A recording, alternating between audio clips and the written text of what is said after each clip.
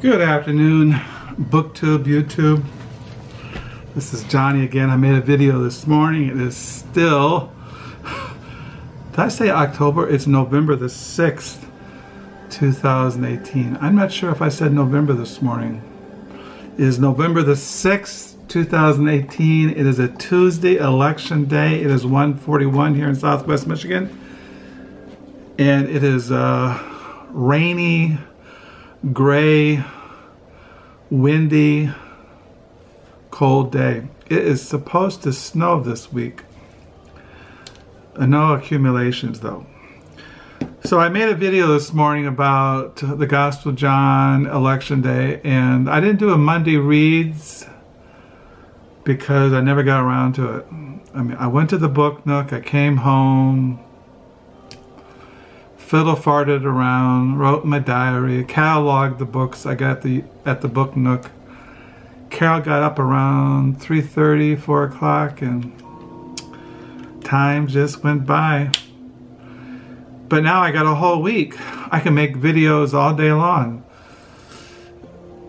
But I wanted to do yesterday I was at the book nook, and this is what I read. Nobody came in except one person. As I was about to leave, a fellow came in and bought a paperback. But while I was there, as I've been saying, they've been going through the library and taking books out of circulation. And one of them I bought. Well, I didn't buy it. This is my free book for volunteering. This is The Miracle of Shirley Jackson. A generous selection of her work consisting of 3 complete books: The Bird's Nest, Life Among the Savages, Raising Demons, and 11 short stories, including the world-famous short story, The Lottery. This is was in taking out of circulation, and I just grabbed it because I collect Shirley Jackson, her writings, and this one came out in 1966, this volume. I did buy this volume, Shirley Jackson, Let Me Tell You, News Stories, Essays, and Other Writings, edited by Laurence Jackson Hyman and Sarah Hyman DeWitt.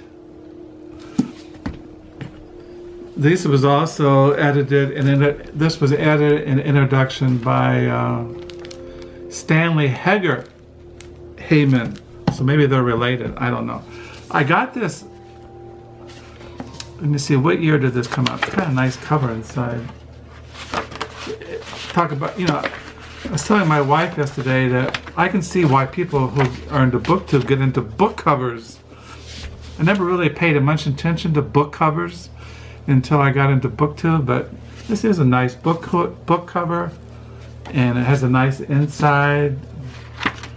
But this volume came out in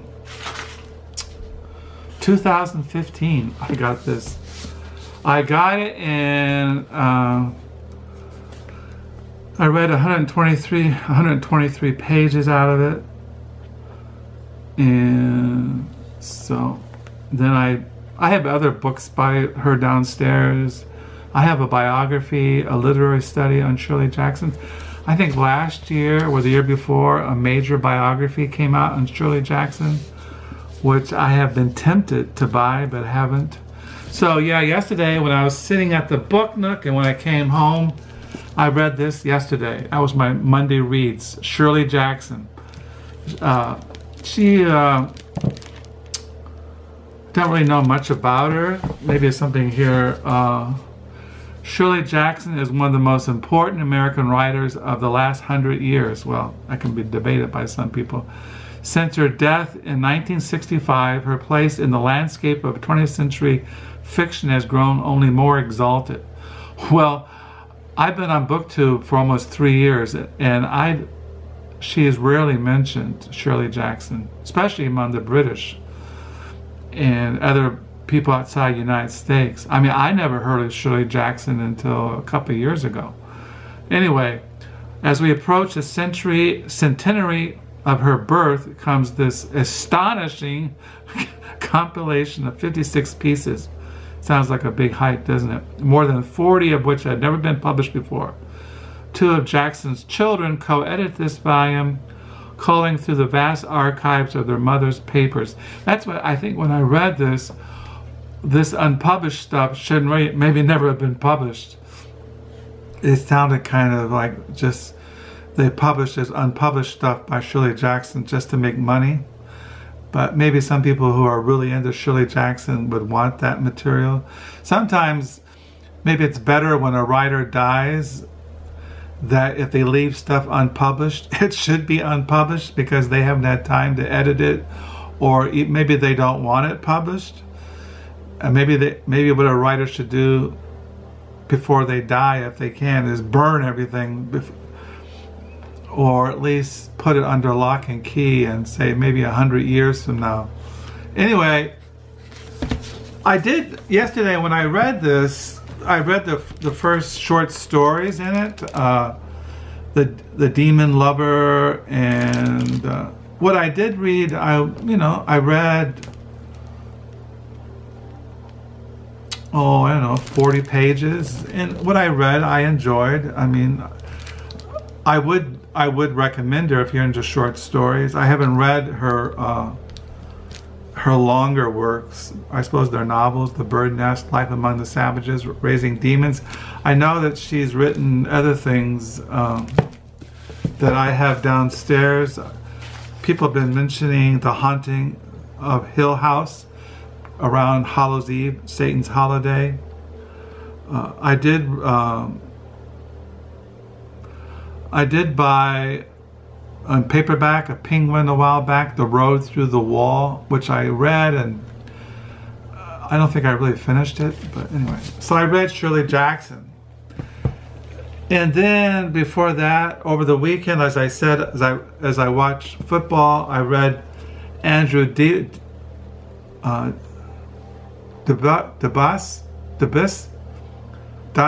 Selected Stories. I read this Sunday. I read one short story out of here, and I never read. I have his novel. Well, I think he's mainly short stories.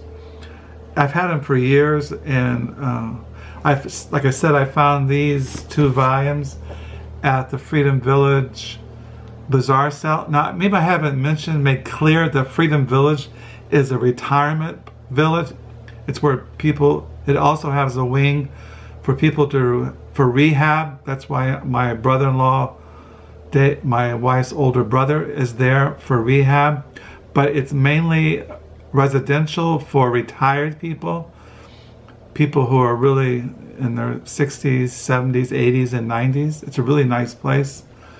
So, but every year they have a bazaar where they sell all these different things, and they sell books. They have a little, and so I bought those at the Freedom Village Bazaar. And I didn't have these in my Andrew Dubus collection, so I read this one, Meditations from a Movable Chair, on Saturday, and I read this one on Sunday. Also, I haven't mentioned this.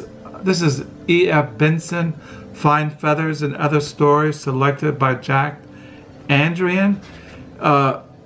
E.B. Benson was a British writer. He was born in 1867. He died in 1940. He was a prolific and popular novelist, whose works include Dirda, which I have, which was published in 1893, and followed by other Dirda novels, Queen Lucia, 1920, which I have, the complete Lucia. The reason why I got this, as I mentioned in my previous videos, I have a small collection of novels and books in my van in the back seat. If I see a book I like and I have it already, but I like the cover or it's really cheap, I just buy it and throw it in the back seat. Well, I was going to the back seat a couple of weeks ago and I saw this, and I forgot I had thrown it back there, so I got it out and I've been reading it. These little selections of the short stories of E.F. Benson. Well, I was reading this book Michael Dira. I got this at the library. It's one of the books that were taken out of circulation. I was reading this the other day, and he had an essay on E.F. Benson, and he mentioned him and how he enjoyed his writings. He mentioned the Lucia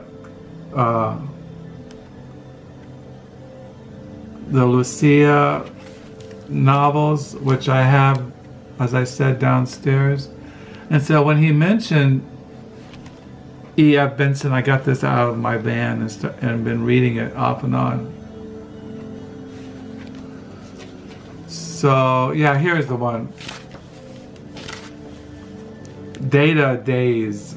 He mentions in this this Michael Khedira, he mentions E.F. Benson, born in 1867, died in 1940. He wrote Lucia in London, Mrs. Mapp and Lucia, The Worshipful Lucia, The Trouble for Lucia. I have all those downstairs.